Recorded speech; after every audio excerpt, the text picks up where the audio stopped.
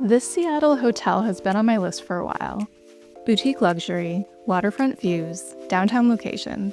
On paper, it checks every box, but does it live up to expectations? Let's find out. This is Hotel 1000.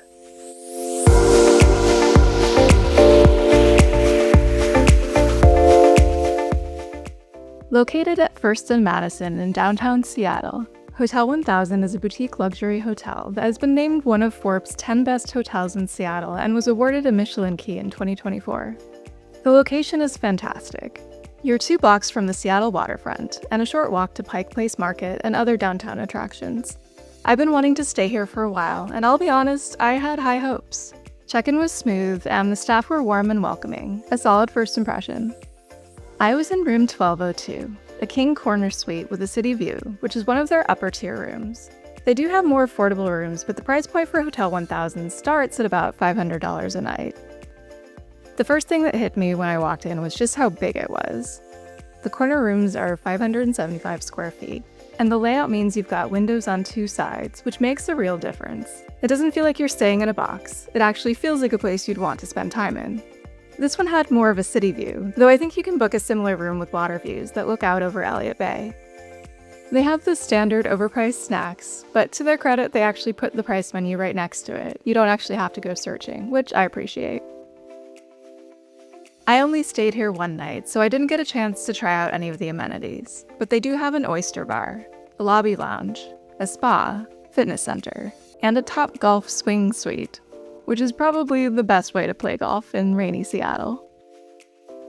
They also have a full coffee bar with an espresso and kettle, limited tea options, but Seattle is a coffee city, so I can forgive it.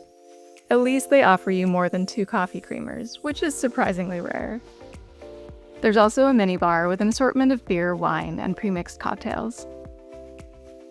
The closet had plenty of space with an iron, a safe, 2 robes and slippers, and some additional pillows and bedding. The decor is light and contemporary. There was plenty of space to relax, and the corner windows made it feel a bit more like a studio apartment than a hotel.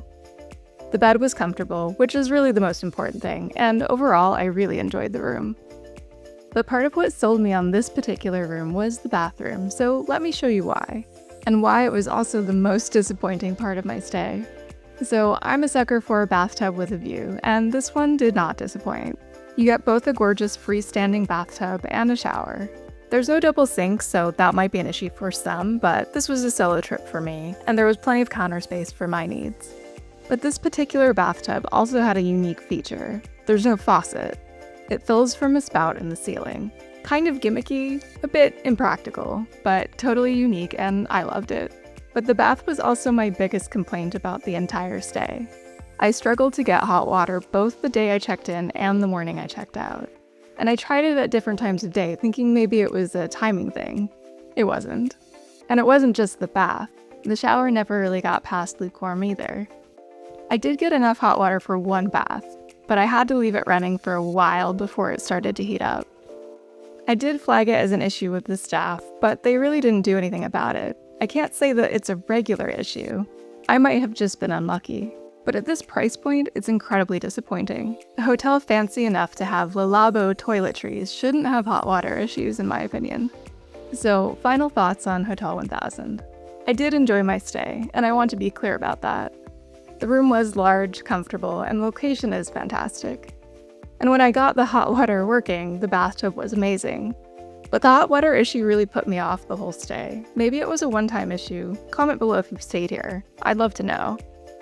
Overall, it's a solid choice for a downtown Seattle base, especially for the location.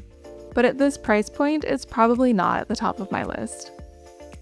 I have a review for 1 Hotel Seattle. I'll link that one below. And I'll have one for the Astra Hotel coming up soon. And if you found this video helpful, consider subscribing. What's your favorite hotel in Seattle?